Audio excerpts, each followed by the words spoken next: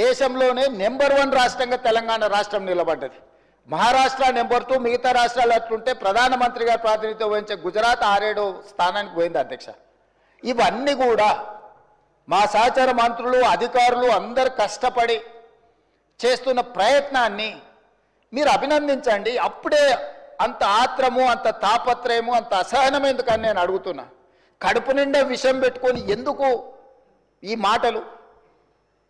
మీరు నిజంగా మీ అనుభవాన్ని రంగరించి సూచనలు చేయండి. ఒకప్పుడు ప్రధాన ప్రతిపక్ష నాయకుడిగా అక్కడనే జానారెడ్డి గారు కూర్చొని మీరు తీసుకుంటున్న నిర్ణయాలకు వారు ఏ రకంగా ప్రభుత్వానికి సలహాలు సూచనలు ఇచ్చిండ్రు జానారెడ్డి గారిని ఆదర్శంగా తీసుకోండి. మీరు ఆనాడు మా పార్టీ ప్రయోజనాల కంటే కూడా రాష్ట్ర ప్రయోజనాలు ముఖ్యమని చెప్పి పెద్దలు జానారెడ్డి గారు ప్రతిపక్ష నాయకుడు, మొట్టమొదటి ప్రతిపక్ష నాయకుడుగా ఒక సాంప్రదాయాలను వారు ఏర్పాటు చేసింది.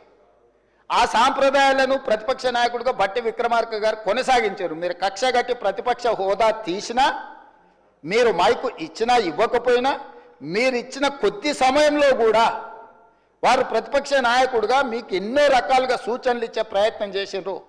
ప్రభుత్వం తీసుకుంటున్న నిర్ణయాలలో ఉన్న లోపాలను ఎత్తి చూపడమే కాకుండా మీకు సహేతుకమైన సలహాలు సూచనలు ఇచ్చే ప్రయత్నం ఆనాడు ప్రతిపక్ష నాయకులుగా బట్టి విక్రమార్క గారు, జానారెడ్డి గారు చేశారు. ఈరోజు కూడా మీ నుంచి మేము ఆశిస్తున్నాం. మీరు ఎంత చేసినా, ఎగిరెగిరి దంచినా, ఎగరకుంట దంచినా మీకు వచ్చే కూలి అంతనే. ఎన్నికలు అనేటి 2029లో వస్తాయి అధ్యక్ష. వాళ్ళ తాపత్రయపడ్డంత మాత్రాన, వాళ్ళు ఆవేదన చెందినంత మాత్రాన, వాళ్ళు హడావిడి పట్టినంత మాత్రాన 1 సంవత్సరం రావు అధ్యక్ష ఎలక్షన్లు. అప్పుడే ఒక ఆయన అంటాడు వచ్చేసినాయి బై ఎలక్షన్స్ వచ్చేసినాయి, వచ్చే నెలలే అని టికెట్లు వంచుతాడు ఒక ఆయన. ఆయన టికెట్లు వంచను కదా నేను వంచాలని ఇంకొక ఆయన వంచుతాడు. వాళ్ళ పోటీతోని మా సాగుకు వస్తున్నారు అధ్యక్ష. వాళ్ళ అంతర్గతంగా ఏమని ఉంటే ఉండని వాళ్ళు ఇట్లా తెలుసుకొని మాకేం అభ్యంతరం లేదు. ఒక ఆయన పొద్దున్నే ప్రెస్ మీట్ పెడితే మధ్యాహ్నం ఒక ఆయన ట్విట్టర్లో పెడతాడు దాని కౌంటర్ పార్టీ. ఒక ఆయన ట్విట్టర్లో పెట్టగానే ఇంకొక ఆయన ప్రెస్ నోట్ రిలీజ్ చేస్తాడు. వీళ్ళిద్దరు ఇట్లా చేశారు కదా అని పెద్దల సభలో ఉన్న వాళ్ళు వాళ్ళ వైపు నుంచి వాళ్ళు అదే ప్రయత్నం చేస్తున్నారు. వాళ్ళ పోటీ రాష్ట్ర ప్రభుత్వానికి తలకాయ నొప్పిగా మారిపోయింది అధ్యక్ష. ఈరోజు అందుకే నేను ఒకటే విజ్ఞప్తి చేస్తున్నా అధ్యక్ష. ఎన్నికలు మహేశ్వర్ రెడ్డి గారి పార్టీ జమిలీ ఎన్నికలు అంటారు, అవన్నీ కలిపి తీసుకొస్తామంటారు. ఇవన్నీ ఓవేళ అంతా కలిసి వస్తే 2028లో రావాల్సిన ఎలక్షన్లు అవి 2029కి పోయేటట్టు ఉన్నాయి అధ్యక్ష. సో ఉన్న అసెంబ్లీ కూడా ఇంకో 6 నెలలు ఎక్స్ట్రాగా ఉండే పరిస్థితులు జాతీయ స్థాయిలో మనకు కనిపిస్తున్నాయి అధ్యక్ష.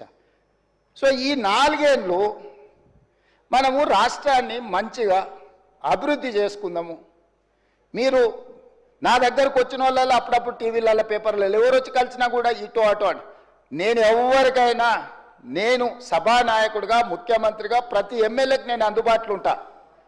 అది సిద్దిపేట శాసనసభ్యులు హరీష్ రావు గారు వచ్చినా, లేకపోతే పల్లా రాజేశ్వరరెడ్డి గారు వచ్చినా, లేకపోతే వెంకట రమణారెడ్డి గారు వచ్చినా, నేను రాజకీయాలు చూడను అధ్యక్ష. ముఖ్యమంత్రిగా నా దగ్గరికి తీసుకొచ్చిన సమస్యల్ని వీలైనంత మేరకు వాటిని పరిష్కరించాలన్న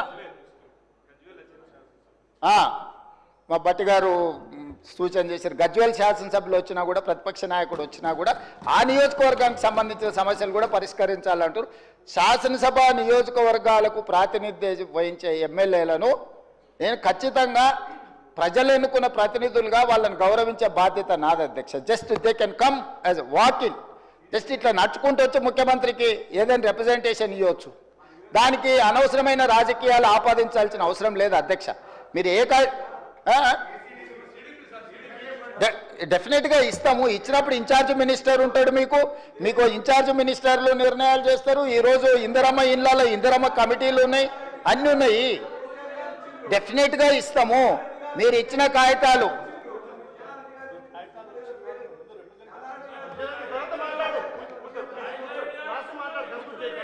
నిన్నగాక మొన్న పద్మారావు గారు వచ్చిండ్రు, సికింద్రాబాద్ శాసనసభ్యులు. ఆయన నియోజకవర్గానికి సంబంధించిన కాలేజీలు ఇతర నిర్మాణాలకు సంబంధించిన నిధుల గురించి వచ్చిండ్రు. అక్కడికక్కడనే నేను ఆదేశాలు ఇచ్చి ఎంబడే ఆ పనులను మొదలుపెట్టాను అని చెప్పిన. కృష్ణమోహన్ రెడ్డి గారు వచ్చిండ్రు. గద్వాల ప్రాంతం గట్టు మండలము అత్యంత వెనుకబడ్డ మండలము, డార్క్ మండలం. గద్వాల ఏరియాల one of the backward area. వారు వచ్చిండ్రు ప్రాజెక్టులు కట్టాలన్నారు. ఇచ్చిన యాదయ్య గారు వచ్చారు చేవెళ్ళ నుంచి. వారికి చేసిన మిత్రుడు ప్రభాకర్ రెడ్డి గారు కుటుంబంలో శుభకార్యం ఉంది రావాలని వెడ్డింగ్ కార్డు ఇచ్చిండు. నేను ఎవరినైనా వెళ్ళాను, కలిశాను, ఆశీర్వదించి వచ్చిన. మంచిని మంచి అంటాము, చెడును చెడు అంటాము. మా మైండ్లలో చెడు లేదు. మీరు మైండ్ లేదని ఉన్నా దాన్ని తగ్గించుకోండి. 10 సంవత్సరాల అనుభవం తర్వాత ప్రజలు ఇచ్చిన తీర్పు మనకు కొంత కనువిప్పు కలిగించాలి. అది కాకుండా మనం ఎంతసేపు ఉన్నా ఎదురుగున్నోళ్ళని బద్నాం చేయడం ద్వారా మనం మంచోళ్ళం అవుదామని అనుకుంటే కుదరదు అధ్యక్ష. ప్రజలు విఘ్నులు. మమ్మల్ని బద్నాం చేసినంత మాత్రాన మీరు మంచోళ్ళు కాలేరు. మీరు మంచుకుంటే మంచోళ్ళు అవుతారు. మా మీద బురద చల్లి మాకంటే వాళ్ళ దగ్గర ఎక్కువ బురద చూడండి అని మీ మీద ఉన్న బురద కంటే మా మీద ఎక్కువ చల్దామని, లేకపోతే మా డిప్యూటీ సీఎం గారినో ఇంకొకరినో బద్నాం చేయడం ద్వారా మీరు మంచోళ్ళు అవుదామని మీరు ముసుగు దొరుకుని మీరు ప్రవర్తించడం వల్ల మీకు ఏమీ ప్రయోజనం ఉండదు. అందుకే ఈరోజు రాష్ట్ర ప్రభుత్వం రాకేష్ రెడ్డి లేనట్టున్నాడు. ఆయన young India integrated residential school గురించి నాకు ఇవ్వాలి, నేను ప్రతిపక్ష ఎమ్మెల్యేను కదా అంటే 100% ఇస్తా అని చెప్పిన. పెట్టినం లిస్టులో నాకు తెలిసి. సో అధ్యక్ష, మేము వివక్ష చూపించము. వివక్ష మా విధానం కాదు. వివక్షతోని రాష్ట్రాన్ని నడపలేము. వివక్ష వల్ల రాష్ట్రం అభివృద్ధి చెందదు. వీలైనంత మేరకు రాష్ట్ర అభివృద్ధి కోసం అందరి సహకారం తీసుకొని ప్రభుత్వం ముందుకు వెళ్ళాలనుకుంటుంది.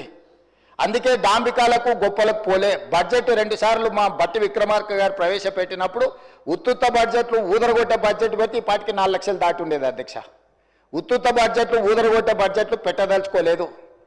చేసేదే చెప్తాం, చెప్పిందే చేస్తామనే విధానంతో బడ్జెట్ నియంత్రించడం ద్వారా రాబోయే 2 బడ్జెట్లలో యాక్యురేట్ 100%. ఈరోజు నేను బట్టి విక్రమార్క గారి తరఫున వారు ప్రవేశపెట్టిన బడ్జెట్ నాకు అంచనా వేసిన తర్వాత నాకున్న సుదీర్ఘకాలం ప్రతిపక్షంలో పనిచేసిన అనుభవము, 15 నెలలు ముఖ్యమంత్రిగా చేసిన అనుభవంలో 95% వారు ఈరోజు ప్రవేశపెట్టిన బడ్జెట్ నిజం కాబోతుంది. మినిమం 95%.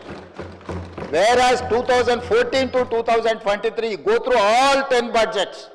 మొదటి సంవత్సరం 40% వ్యత్యాసం ఉంది. ఏ రోజు కూడా 25% కంటే తక్కువ వ్యత్యాసం లేని బడ్జెట్ని గత ప్రభుత్వాలు పెట్టలేదు అధ్యక్ష.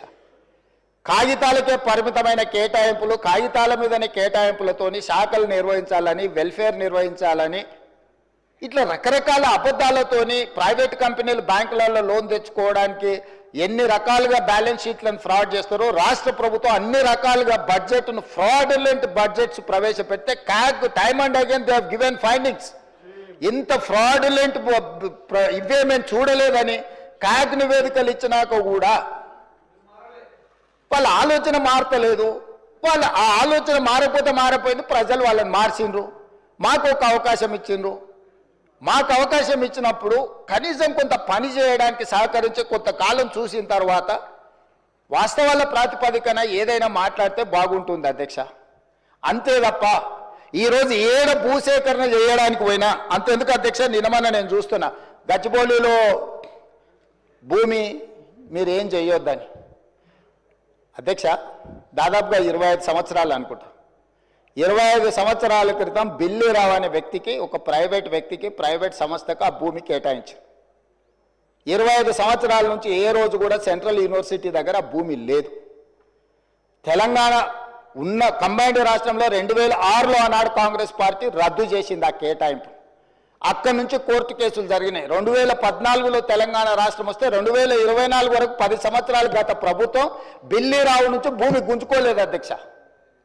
నేను వచ్చిన ఎంబడే సుప్రీంకోర్టు వరకు వెళ్ళి కొట్లాడి ఒక ప్రైవేట్కు ఐఎంజీ భారత్ అని ఒక ఫేక్ కంపెనీకి కేటాయించిందని ఆరోపణలు ఎదుర్కొంటున్న భూమిని సుప్రీంకోర్టులో కూడా కేసు గెలిచి ఆ భూమిని వెనక్కి తీసుకొని ఆ భూమిని ఈరోజు మనం అభివృద్ధిలో భాగంగా టీజీఐఐసి కేటాయించి అక్కడ ఐటీ కంపెనీలు ఇతర పరిశ్రమలు రావడానికి అవసరమైన లేఅవుట్ చేయండి అని చెప్పి ఈరోజు ఒక అభివృద్ధి కోసము ఒక కాంక్రీట్ ప్రపోజల్తో ముందుకు వస్తే ఈరోజు అక్కడ ఏదో రిజర్వ్ ఫారెస్ట్ ఉన్నట్టు, రిజర్వ్ ఫారెస్ట్లో అత్యంత ఏమంటారు జీవరాశులు ఉన్నట్టు, జింకలు, పులులు, సింహాలన్నీ ఆనే ఉన్నాయి అన్నట్టు.